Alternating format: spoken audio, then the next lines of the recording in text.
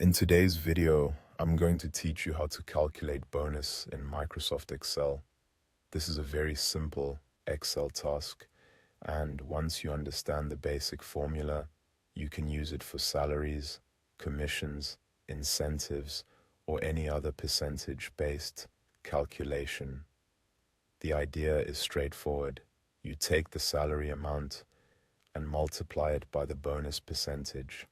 To begin, open your Excel file and find the salary value you want to use. Then click on the cell where you want the bonus result to appear.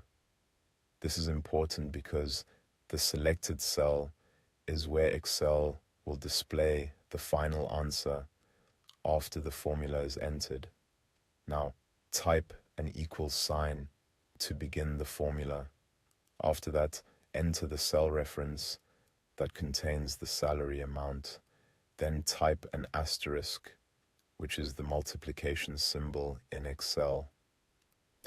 After the asterisk, enter the bonus percentage.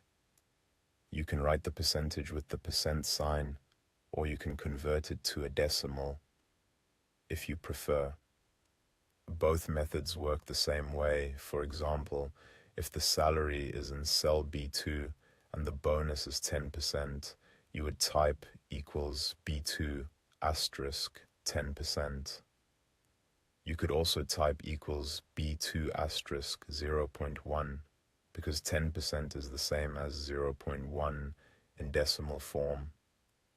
Once you press enter, Excel will calculate the result for you automatically. If the value in B2 is 10,000, then 10% of that amount is 1,000.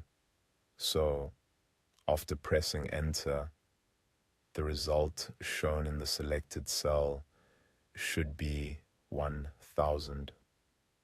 That means the bonus has been calculated correctly. A helpful tip here is to double check that the percentage is entered properly. If you type 10 instead of 10%, Excel will multiply the salary by 10, not by 10%, and that will give you a much larger number than expected. So make sure you either include the percent sign or use the decimal version. This method is useful because it keeps the calculation quick and accurate. If the salary value changes later, you can update the formula or copy the same formula pattern for other rows, depending on your spreadsheet setup. And that's it. That's how to calculate a bonus in Microsoft Excel using a simple multiplication formula.